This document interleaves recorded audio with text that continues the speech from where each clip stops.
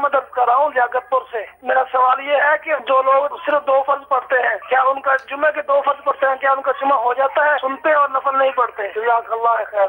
सिर्फ 2 फ़र्ज़ जुमे के अदा कर रहे हैं, बाकी नमाजें नहीं पढ़ रहे, रकात सुन्नतें वगैरह। जुमे के 2 फ़र्ज़, ये तो फ़र्ज़ हैं, तो अगर ये 2 फ़र्ज़ अगर कोई अदा कर लेता है तो उसका जुमा अदा हो गया, ठीक है। लेकिन जुमे की 2 फ़र्ज़ों से पहले 4 रकात ये सुन्नत मुअक्कदा हैं, ठीक है।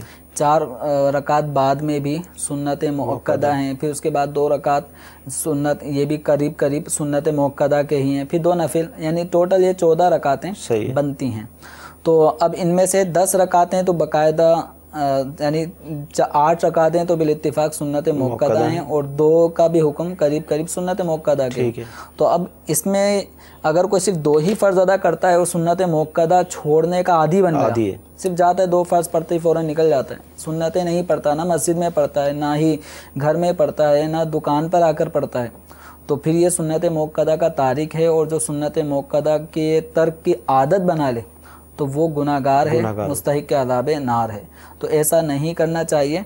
और अगर कोई हमें नज़र आता है कि इधर इमाम साहब ने सलाम फेरा, दुआ हुई और दुआ होते ही कोई शख्स जा रहा है, तो हमें उसके बारे में बदगुमान नहीं होना। सही है, हो सकता है वो इस सुन्नत को अदा करने के लिए कि नवाफिल घर में पढ़ना सुन्नत है, सही, घर करीब ही है, सही, इसलिए वो जाते ही वहीं पे नवाफिल पढ़ेगा, तो ये हमें उसने ज़न रखना चाहिए। फ़ौरन बदगुमान ना हो जाए कि ये नमाज़ पढ़ते ही फ़ौरन उठ गया, बल्कि दुआ भी नहीं मांगी, ऐसे ही उठता चला जा रहा है, तो ये सुन्नतें नहीं पढ़ता होगा, तो ये हमें बदगुमानी अपने जहन में नहीं लानी है। अलबत्ता ऐसे मुसलमानों को जो फ़ौरन यूँ उठ जाते हैं, अगर उनको लगता है कि हमारी इस अमल से लोग बदगुमान हो रहे हैं, तो उन्हें बदगुमानी से बचाना चाहिए और नमाज वहीं पढ़ लें मस्जिद में। और क्योंकि उमूमी तौर पे अब हमारा जैसा वो रुझान जो नमाज की तरफ है कि अब हम नमाज पढ़ के फ़ौरन घर पे जाते ही सबसे पहला काम हमारा नमाज ही हो, अगर ऐसा है तो फिर सुन्नत अदा करें अपने घरों पे। सही। लेकिन आपको पता है कि आप मस्जिद से निकले और घर तक पहुंचने तक आप 10 बातें करते हुए जाएंगे, इधर उधर की बातों में लग जाएंगे, तो फ़र्ज़ और सुन्नत के माबेन फासला हो जाएगा। सही। तो ये जो फासला होने की बिना पर सुन्नतों के सवाब में कमी आती है। तो अगर घर पे पढ़ना है तो बगैर बातचीत किए, बगैर किसी और दुनियावी काम में मशगूल हुए फ़ौरन नमाज़ पढ़ लें।